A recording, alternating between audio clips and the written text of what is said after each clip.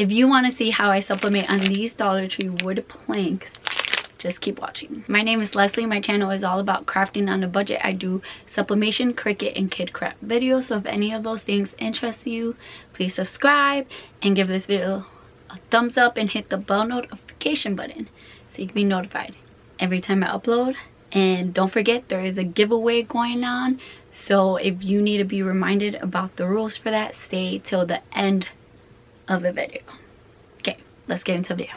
Boop. Okay, so here are our wood planks. We're going to start off by actually pressing the laminate first onto here, and then coming back and putting our image. So we're doing 2 of these. So this is how they look. Let me get another one. So in this pack, there's 6 of them. They also have like longer ones, like skinnier, longer ones, but I like the square ones better. So I think I'm gonna do these 2 better because this one has like natural brown spot on it.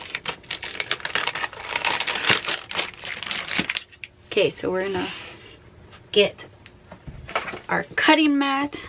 This one's a Cricut cutting mat once again. We're gonna get our wood. I'm gonna just place it on, and I'm gonna use my True Control knife from Cricut, which is basically an X-Acto knife.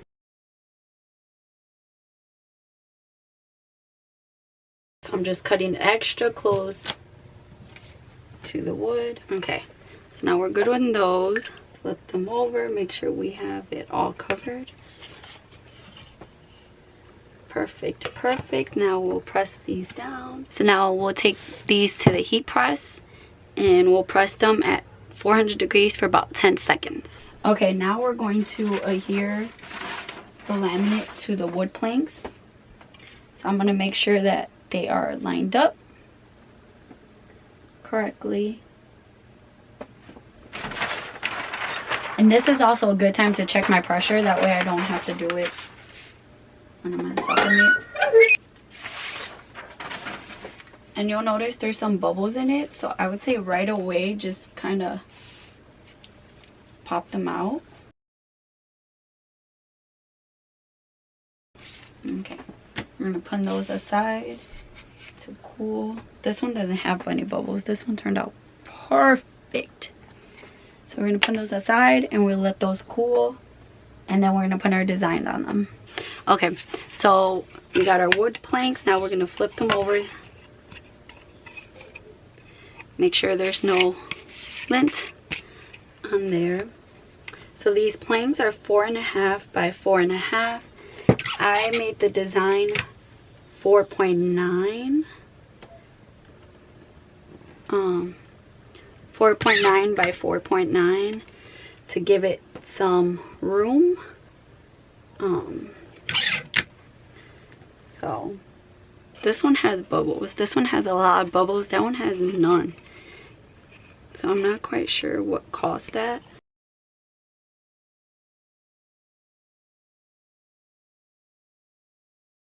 Okay, so we taped it up and now this one's ready for the heat. So now we're going to do the wood planks.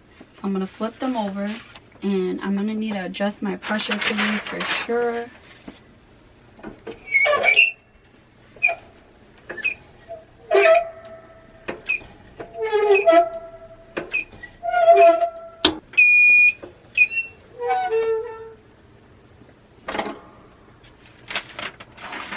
Okay. I'll lift these down. No!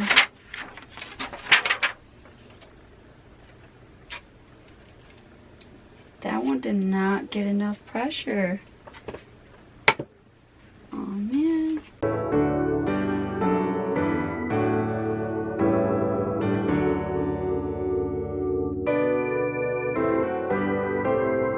So these are really cute. I love how they turned out.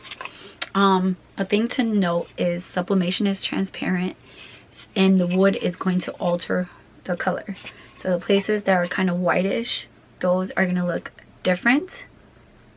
But I still think they look really cute. They kind of have like a vintagey type feel to them.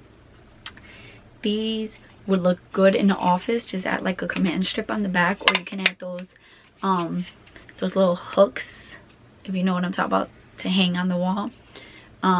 So the one that didn't come out good, I did redo it, and I tried to press it again, same spot, added some ghosting, but I redid it and it came out perfect. So pressure is key to getting these right.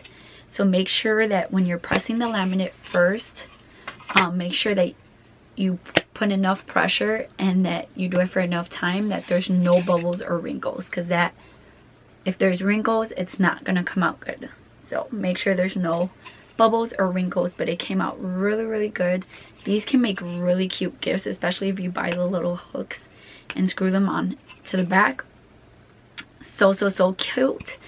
I would recommend to find your pressure before you open the laminate on here, because if you're lifting up your heat press to find the pressure, your laminate will shift, which you can kind of see a little bit right there. And on the other ones, so make note of that. Cut it a little bit bigger, and then just trim it afterwards.